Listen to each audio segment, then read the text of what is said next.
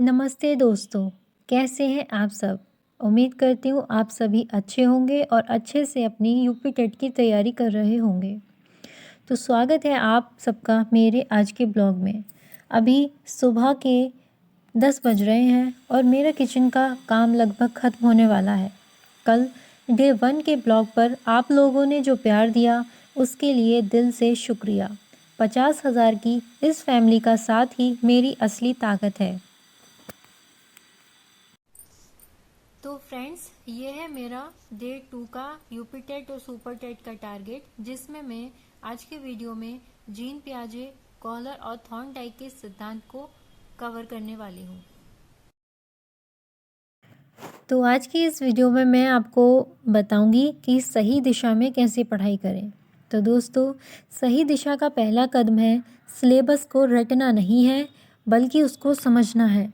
बहुत लोग पूरी किताब पढ़ डालते हैं, जबकि एग्ज़ाम में सिर्फ कुछ खास टॉपिक्स आते हैं। मैंने आज किया कि मैंने पिछले 5 साल के पेपर उठाकर देखे कि बाल विकास में जीन पियाजे, कॉहलर और थॉर्नडाइक से ही 6-7 नंबर पक्के हो रहे हैं। तो पूरी किताब छोड़ो, सबसे पहले इन 3 को मुट्ठी में करो, यही सही दिशा है। मार्केट में हज़ारों किताबें हैं, सब मत खरीदिए। सही दिशा ये है कि आप एक अच्छी किताब पकड़ें और उसे 10 बार पढ़ें, बजाय इसके कि आप 10 अलग-अलग किताबें एक-एक बार पढ़ें। देखिए, एक बार पढ़ने से कुछ भी नहीं होता, क्योंकि पढ़ाई से ज़्यादा इम्पोर्टेंट हमारे लिए रिवीजन होता है। अगर हम एक बार कोई भी बुक पढ़ के छोड़ देंगे और उसका रिवाइज़ नहीं करेंगे, तो हमारे लिए ये पढ़ा हुआ सब बेकार हो गया, हमारा मतलब टाइम वेस्ट हो गया एक पढ़ाई में। इसलिए आप एक ही बुक्स को लीजिए और उसको कम से कम 10 बार पढ़िए। एक बार अच्छे से पढ़िए, फिर उसका रिवाइज़ करिए, वो चीज़ें आपके माइंड में बनी रहेंगी। अपने खुद के हाथ से बने शॉर्ट नोट्स बनाइए, क्योंकि एग्ज़ाम से 2 दिन पहले आप पूरी किताब नहीं पलट पाएंगी, सिर्फ अपने नोट्स ही काम आएंगे। हम पढ़ते तो बहुत हैं, पर याद नहीं रहता। सही तरीका ये है कि अगर आपने सुबह 1 घंटे पढ़ा है, तो शाम को आंखें बंद करके खुद को वो टॉपिक समझाओ। जैसा मैं खाना बनाते समय मन ही मन संधि के नियम दोहरा लीजिए।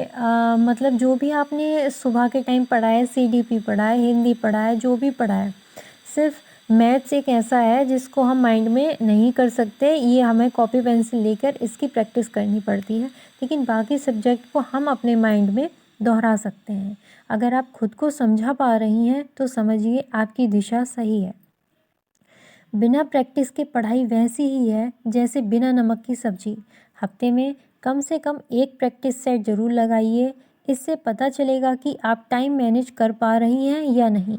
स्कोर कम आए तो डरना नहीं, बस ये देखना कि गलती कहाँ हुई है। मेहनत तो गधा भी करता है, पर नाम घोड़े का होता है, क्योंकि वो सही दिशा में दौड़ता है। हमें सिर्फ पढ़ना नहीं है, हमें सरकारी मास्टर बनना है, या हमें सरकारी गवर्नमेंट जॉब लेनी है, और उसके लिए स्मार्ट वर्क ही एकमात्र रास्ता है। बहुत लोग क्या करते हैं कि एक दिन में 5 चैप्टर पढ़ने की कोशिश करते हैं और अगले दिन सब भूल जाते हैं। पर मैंने सोचा है कि भले ही मैं एक दिन में एक ही टॉपिक पढूं, पर उसे ऐसा पढूं कि फिर कभी ना भूलूं। आज मेरा पूरा ध्यान सिर्फ जीन पियाजे, कॉलर और थॉर्नडाइक के सिद्धांत पर है। तो दोस्तों, आज का मेरा डे 2 का टारगेट बस इतना ही था। जीन पियाजे, कॉलर और थॉर्नडाइक का सिद्धांत। सुनने में शायद आपको लगे कि ये सिर्फ मैं 3 ही टॉपिक आज पढ़ पाई हूँ, पर सच कहूँ तो घर के इतने सारे कामों के बीच इन 3 टॉपिक को गहराई से समझना ही मेरे लिए आज की सबसे बड़ी जीत है। दिखावे के लिए 10 चैप्टर पढ़ने से अच्छा है एक ही टॉपिक ऐसा पढ़ो कि एग्ज़ाम में उससे जुड़ा कोई भी सवाल गलत ना हो।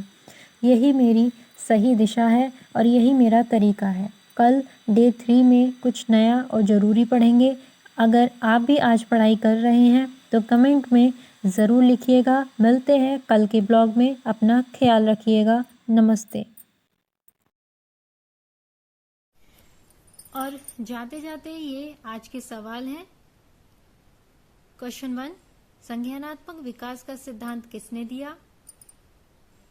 क्वेश्चन 2, नैतिक विकास का सिद्धांत किसने दिया? जिस किसी को भी अगर इन 2 सवालों के जवाब पता है वो कमेंट बॉक्स में कमेंट ज़रूर करिएगा। मिलते हैं कल की नेक्स्ट वीडियो में।